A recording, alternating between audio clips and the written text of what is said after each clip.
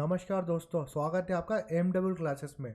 इस सीरीज में हम कर रहे हैं प्रीवियस ईयर क्वेश्चन पटवारी एग्जाम के लिए। जितने भी प्रीवियस ईयर क्वेश्चन पटवारी एग्जाम में पूछ चुके हैं वो सब क्वेश्चन लिए हैं हमने। इसमें एक्सप्लेनेशन जो हमारा होता है वो काफी ज्यादा इंपॉर्टेंट है आपके एग्जाम के लिए। उस एक्सप्लेनेशन से जरूर क्वेश्चन आएंगे एग्जाम में। इस वीडियो का फर्स्ट पार्ट नहीं देखा हो तो जरूर देखिए। और भी हमारी सीरीज चल रही है, लूसेंट जी की सीरीज चल रही है, वो भी देखिए। चैनल को लाइक करिए, सब्सक्राइब करिए, जिससे आपको आने वाले नोटिफिकेशन मिलते रहें। तो चलिए सेकंड पार्ट स्टार्ट करते हैं। फर्स्ट क्वेश्चन है, what is the name of program introduce in our country which aim at providing bare minimum essential facility in primary school. हमारे देश में आयोजित उस कार्यक्रम का नाम क्या है जिसका लक्ष्य प्राथमिक विद्यालयों में न्यूनतम आवश्यक सुविधाएं उपलब्ध कराना है? तो इसका कौन सा है स्कूल एजुकेशन के लिए? Operation black board. Operation black board primary school के लिए आया था 1987 में। 1987 में ब्लैक बोर्ड आया था। 1986 में राजीव गांधी ने क्या करा था? राजीव गांधी ने स्टार्ट किया था national education policy. National education policy, इसको हम बोलते हैं एनईपी, नेशनल एजुकेशन पॉलिसी बोलते हैं। इसको रिप्लेस किसने किया है? नेशनल एजुकेशन पॉलिसी थी हमारी 34 साल बाद, 34 साल बाद इसको रिप्लेस किया है किसने? नेशनल एजुकेशन पॉलिसी 2020 ने। ये काफी इंपॉर्टेंट क्वेश्चन है। करंट में जो हमारी नेशनल एजुकेशन पॉलिसी है, पहले क्या था? 1 से 12 तक थी। नर्सरी करो, फिर KG1, KG2, फिर 1st से लेकर 12 तक, जिसमें 5th, 10th और बोर्ड थी। अब जो हमारी नेशनल पॉलिसी, हमारी current policy, national education policy, वो क्या है? वो है 5+3+3+4। ये हमारा न्यू स्ट्रक्चर है नेशनल एजुकेशन पॉलिसी का। और इस स्ट्रक्चर ने किसको रिप्लेस करा है? 10+2 सिस्टम था ना, उस सिस्टम को रिप्लेस करा है। और एग्जाम में जरूर क्वेश्चन आएगा इससे कि 10+2 को रिप्लेस किया है किसने? 5+3+3+4 4 सिस्टम ने। तो ये आप याद रखिएगा। फर्स्ट नेशनल एजुकेशन पॉलिसी आई थी हमारी कब? 1986 में। और नई एजुकेशन पॉलिसी हमारी वो 2020 में आई है। उस टाइम PM था राजीव गांधी जी। 86 में राजीव गांधी जी लेके आए थे। और 2000 वाली कौन लेके आया था? इस टाइम लेके आए थे नरेंद्र मोदी जी, PM हमारे। तो ये भी याद रखिए। नेक्स्ट क्वेश्चन है, in which city will you find the Victoria Memorial? Victoria Memorial आप किस शहर में पाएंगे? तो कोलकाता में विक्टोरिया मेमोरियल। नेक्स्ट क्वेश्चन है, according to the census 2011 which district have the highest literacy rate in MP? वर्ष 2011 की जनगणना के अनुसार मध्य प्रदेश के किस जिले में साक्षरता की दर सबसे ज्यादा है? तो वो है जबलपुर। इसका करेक्ट आंसर जबलपुर। अब सेंसस से उस टाइम क्वेश्चन आया था, तो इस बार भी आ सकता है। तो फर्स्ट सेंसस इंडिया में कब हुआ था? फर्स्ट सेंसस इंडिया में कब हुआ था? 21 फरवरी 1872 में फर्स्ट सेंसस हुआ था। फादर ऑफ सेंसस किसको बोलते हैं? फादर ऑफ सेंसस बोलते हैं लॉर्ड मायो को। थर्ड क्वेश्चन है हमारा, रेगुलर सेंसस कब स्टार्ट हुआ था? रेगुलर सेंसस स्टार्ट हुआ था 17 फरवरी 1881 से।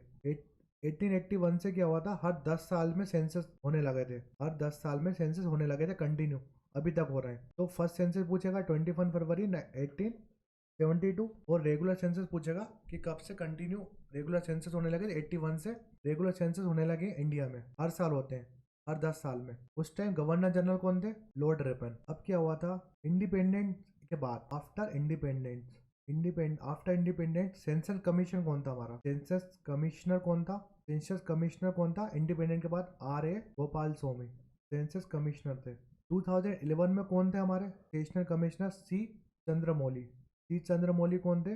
सेंसस कमिश्नर थे। सेंसस कमिश्नर कौन थे? C चंद्रमौली। 2011 सेंसस हुआ था उसमें। वो जब आफ्टर इंडिपेंडेंस 1947 के बाद जो सेंसस हुआ था, उसमें जो सेंसस कमिश्नर वो थे RA गोपाल स्वामी। अगर पूछेंगे प्रेजेंट में कौन है हमारे सेंसस कमिश्नर? तो डॉक्टर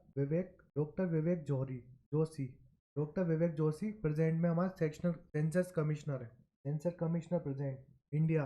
तो 2011 वाला सेंसस था ना, वो हमारा 15 सेंसस था इंडिया का। ओवरऑल टोटल में 15 सेंसस था। 1881 के बाद की बात, 1881 के बाद 15 सेंसस था। और 7 सेंसस था आफ्टर इंडिपेंडेंट इंडिया का 7 सेंसस था। दोनों में कंफ्यूज मत होइएगा। जब से सेंसस स्टार्ट हुआ था 2011 वाला 15 सेंसस था, और 7 इंडिपेंडेंट के बाद 7th नंबर का था। MP का पूछेगा तो ये तो इम्पोर्टेंट है। MP का पूछेगा तो फर्स्ट सेंसस MP में कब हुआ था? फर्स्ट सेंसस हुआ 1961 में। और जो 2011 वाला सेंसस था वो कौन सा था? 6 सेंसस था एमपी का। काफी इंपॉर्टेंट क्वेश्चन है, याद रखिएगा। नेक्स्ट क्वेश्चन है the highest peak in the Vindhya range is देश। विंध्या श्रेणी में सबसे ऊंची चोटी देश है। तो विंध्या हमारा एमपी है। एमपी में 2 चोटी हैं, 2 रेंज है, एक विंध्या रेंज और एक सतपुरा रेंज। तो विंध्या रेंज का पूछा है। विंध्या रेंज ऊपर है एमपी के। ये एमपी का, मेरी ड्राइंग तो अच्छी नहीं है। ये विंध्या रेंज है ऊपर, नीचे सतपुरा रेंज है इधर से। तो जो विंध्या रेंज है उसकी हाईएस्ट पीक है गुडविल पीक, सद्भावना पीक शिखर बोलते हैं जिसको हम। Highest peak of MP, highest peak of MP लगाएंगे आप धूपगढ़। धूपगढ़ की ऊंचाई कितनी है? 1350 मीटर। धूपगढ़ कौन सी रेंज में आती है? महादेव रेंज में। महादेव रेंज में आती है धूपगढ़ पीक। और महादेव रेंज किस में आती है? सतपुड़ा रेंज में। सतपुड़ा पहाड़ी की जो सतपुड़ा हिल्स है, सतपुड़ा हिल्स के अंदर आती है महादेव। महादेव के अंदर आती है धूपगढ़, जो कि एमपी की सबसे बड़ी हाईएस्ट पीक है। जो लोवेस्ट पॉइंट है एमपी का, लोवेस्ट पॉइंट ऑफ एमपी, वो कौन सा है? नर्मदा सोन वैली। आपने हाईएस्ट पॉइंट देख लिया, आप लोवेस्ट पॉइंट है नर्मदा सोन वैली। ये लोवेस्ट पॉइंट है एमपी का। सतपुड़ा रेंज, जो सतपुड़ा हिल्स है वहां पर कुछ इंपॉर्टेंट चोटियां हैं। ये देखिए, बीच में आती है महादेव, महादेव रेंज। महादेव रेंज बीच में है। ईस्ट में कौन सी है? Maikal range, Maikal range. और वेस्ट में कौन सी है? Rajpipla range, Rajpipla range. जो महादेव हिल्स है उसमें है धूपगढ़, जो कि एमपी की और सतपुड़ा की सबसे ऊंची चोटी है। मैकाल रेंज से 3 रिवर निकलती हैं। कौन कौन सी? नर्मदा, ये बहुत बार डिस्कस कर चुके हैं हम। सोन और जोहिला। जोहिला रिवर किसकी ट्रिब्यूटरी है? जोहिला रिवर सोन में मिल जाती है। और सोन किस में मिलती है? गंगा में। नेक्स्ट क्वेश्चन है which river form the Purva waterfall in Rewa. कौन सी नदी रीवा में पूर्वा झरने का निर्माण करती है? तो करेक्ट आंसर है तामसा। तामसा रिवर बोलते हैं, वो पूर्वा रिवर बनाती है रीवा में। वाटरफॉल देखते हैं, वाटरफॉल एमपी के काफी इंपॉर्टेंट वाटरफॉल के वाटरफॉल देखते हैं और कौन सी रिवर बनाती है। तो देखिए नर्मदा रिवर, नर्मदा रिवर। जो नर्मदा रिवर है उसमें कौन कौन सा वाटरफॉल है? पहले आता है धुआंधार वाटरफॉल, धुआंधार वाटरफॉल। ये कहाँ पर आता है? नर्मदा रिवर के ऊपर है। और ये बेड़ा घाट में। बेड़ा घाट कहाँ पर है? जबलपुर में। धुआंधार वाटरफॉल। फिर आता है दूधधारा, दूधधारा वाटरफॉल। ये भी नर्मदा रिवर में, ये पड़ता है अमरकंटक में। अमरकंटक अनूपपुर के पास, अनूपपुर डिस्ट्रिक्ट में पड़ता है। फिर सेकंड आता है कपिल धारा। कपिल धारा वाटरफॉल भी नर्मदा रिवर पे। कपिल धारा पड़ता है अमरकंटक में, जहाँ से नर्मदा रिवर निकलती है। फिर आता है मंदारा। मंदार वाटरफॉल कहाँ पड़ता है? खंडवा डिस्ट्रिक्ट में। ये भी नर्मदा रिवर के ऊपर है। फिर आता है सरस्त धारा। सरस्त धारा कहाँ पर पड़ता है? कौन से डिस्ट्रिक्ट में? महेश्वर में। खंडवा डिस्ट्रिक्ट में आता है महेश्वर। फिर आता है दर्दी वाटरफॉल। ये भी कहाँ है? खंडवा में। तो ये सब नर्मदा रिवर के ऊपर वाटरफॉल है। धुआंधार वाटरफॉल, दूधधारा वाटरफॉल, कपिल धारा, मंदारा, सरस्त धारा और दर्दी वाटरफॉल, ये सब नर्मदा रिवर के ऊपर है वाटरफॉल। इसमें आपको याद रखना है कौन कौन से डिस्ट्रिक्ट में पड़ते हैं। चचाई वाटरफॉल, जो चचाई वाटरफॉल है वो कौन सी रिवर के ऊपर है? वो बेहद रिवर के ऊपर है। बेहद रिवर के ऊपर है और ये रीवा में पड़ता है, चचाई वाटरफॉल। फिर आता है पूर्वा वाटरफॉल, ये काफी इंपॉर्टेंट है। तामसा रिवर में पड़ता है, कहाँ पर? रीवा में।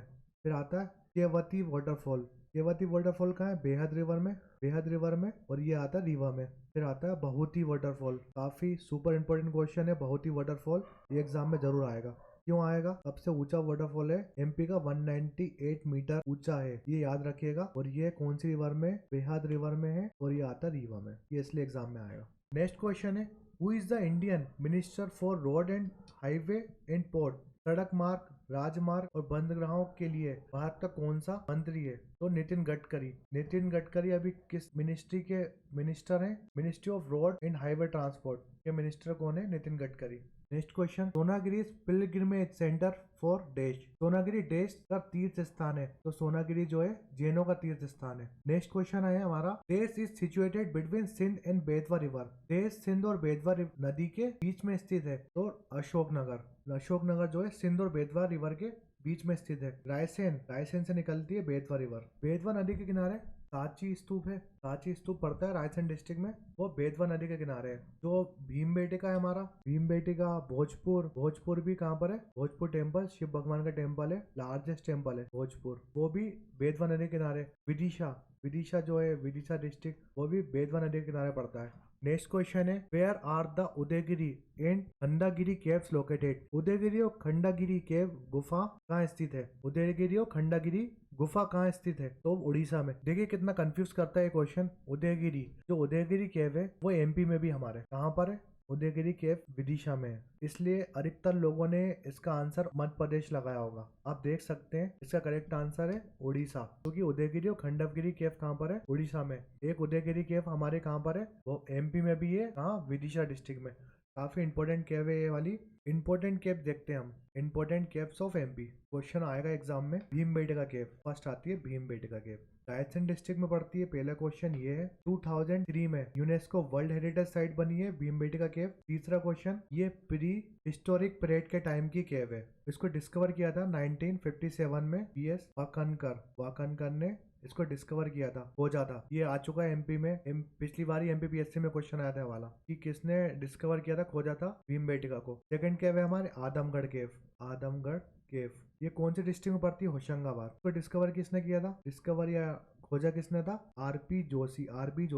और ये भी कौन सी है? प्री हिस्टोरिकल केव है हमारी। तीसरी केव आती है उदयगिरी केव। इसमें कंफ्यूज हो गए थे आप, अभी देखा था आपने क्वेश्चन क्या था। उदयगिरी केव कहाँ पर है? विदिशा में। उदयगिरी केव जो है वो हिंदू और जैन भगवान की केव्स है ये दो। और इसको बनवाई किसने थी? कंस्ट्रक्टेड किसने बनवाई थी उदयगिरी केव को? वीरसेन था गवर्नर था ये। वीरसेन किसका? चंद्रगुप्त विक्रमादित्य का ये गवर्नर था वीरसेन। इसने बनवाई थी उदयगिरी केव विदिशा में, जो कि हिंदू और जैनिज्म की केव है। चौथी केव आती है बतहारी केव कहाँ है? उज्जैन में।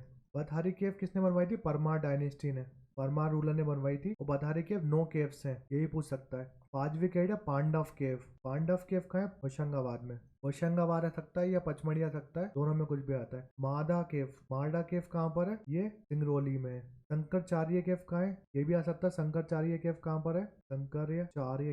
शंकराचार्य केव खंडवा में आती है। फिर आता है सारो मारो केव, ये काफी इंपॉर्टेंट केव है। सारो मारो केव कहाँ पर है? सीहोर में। फिर सिंध बाबा की केव आती है, सिंध बाबा केव। एक सिंध बाबा केव है, ये दोनों में कंफ्यूज मत हो। सिंध बाबा केव कहाँ? निवाड़ी में। और एक केव आती है कौन सी?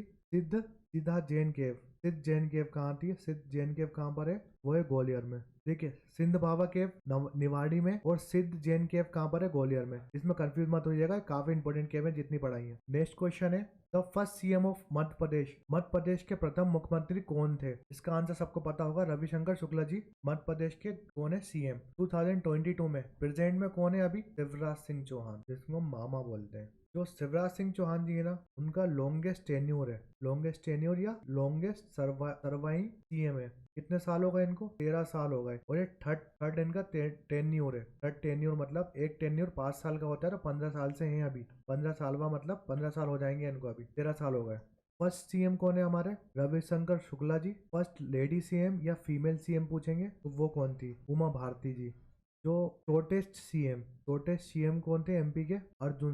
अर्जुन सिंह थे ना, सिर्फ एक दिन के लिए सीएम बने थे, तो ये भी क्वेश्चन आ जाता है एग्जाम में, एक दिन के लिए सीएम थे। फिर आता है फर्स्ट ट्राइबल सीएम कौन थे? फर्स्ट ट्राइबल सीएम है राजा नरेश चंद्र सिंह जी ट्राइबल सीएम थे। ये भी 13 दिन तक सीएम रहे बस। 1984 में क्या हुआ था एमपी में? भोपाल गैस ट्रेजेडी हुई थी। उस टाइम सीएम कौन थे एमपी में? वो थे अर्जुन सिंह जी। ये एग्जाम में क्वेश्चन आया था, अर्जुन सिंह जी सीएम थे। 1984 में भोपाल गैस ट्रेजेडी हुई थी, अर्जुन सिंह जी सीएम थे। 2 दिसंबर याद रखिए, 2 दिसंबर 1984 में। कौन सी गैस थी? मिथाइल आइसोसाइनेट गैस का नाम था, मिथाइल आइसोसाइनेट। ये गैस लीक हुई थी। अगर पूछेगा 2000 में जब कौन अलग हुआ था? छत्तीसगढ़ अलग हुआ था। उस टाइम सीएम कौन थे? दिग्विजय सिंह सीएम थे एमपी के। छत्तीसगढ़ अलग हुआ था एमपी से, तो 26 स्टेट बना था इंडिया की, छत्तीसगढ़ जब अलग हुआ था।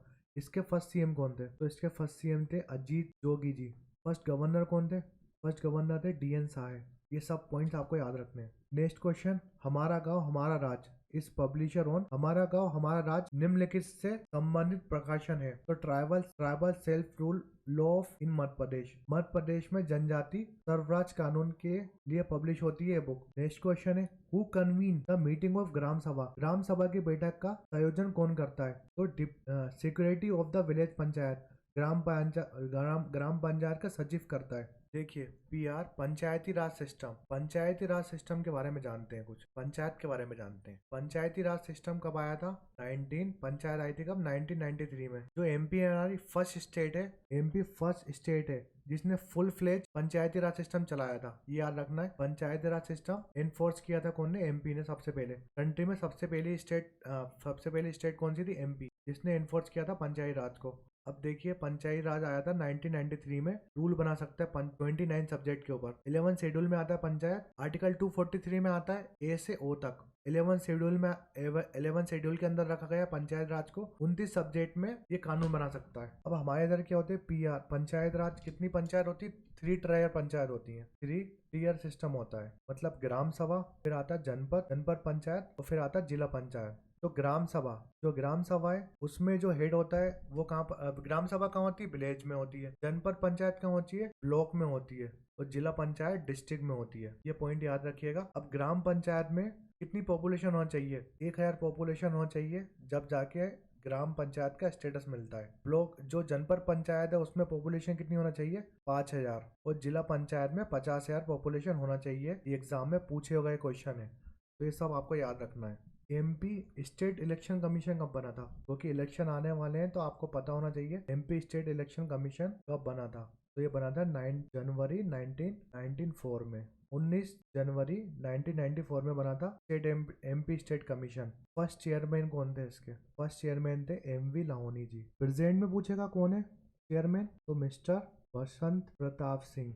बसंत Pratap Singh chief election commission है, हमारे चीफ इलेक्शन कमिश्नर है प्रेजेंट में। ठीक है, स्टेट इलेक्शन कमीशन की बात हो रही है। एमपी के स्टेट इलेक्शन कमीशन कौन है अभी? बसंत प्रताप सिंह। फर्स्ट कौन थे? एमवी लाहौनी जी। बना कब था? 19 जनवरी 1994 में। पटवारी प्रीवियस ईयर क्वेश्चन का ये सेकंड पार्ट था। अगर आपने अभी तक फर्स्ट पार्ट नहीं देखा है तो जरूर देखिए, एग्जाम में जरूर क्वेश्चन आएंगे इस पीडीएफ से। आप देखिएगा, जितना अभी एक्सप्लेनेशन कर रहा हूँ मैं, आप उतना पढ़ लीजिए। बहुत सारे क्वेश्चन फंसने वाले हैं। जितनी मेरी सीरीज चल रही है, बहुत ज्यादा रिसर्च करके मैं क्वेश्चन निकालता हूँ उसमें से, और एक्सप्लेनेशन बहुत ज्यादा देता हूँ मैं, क्योंकि उससे क्वेश्चन आते हैं। अगर आपने अभी तक चैनल सब्सक्राइब नहीं किया, जरूर करिए, उससे हमें मोटिवेशन मिलता है। कमेंट करके बताइए वीडियो कैसा लगा। अपने दोस्तों के साथ शेयर करिए, क्योंकि बहुत ज्यादा वैकेंसी भी एमपी में, बहुत सारे एग्जाम है जिससे सिलेक्शन आप ले सकते हैं। Thanks for watching MW classes.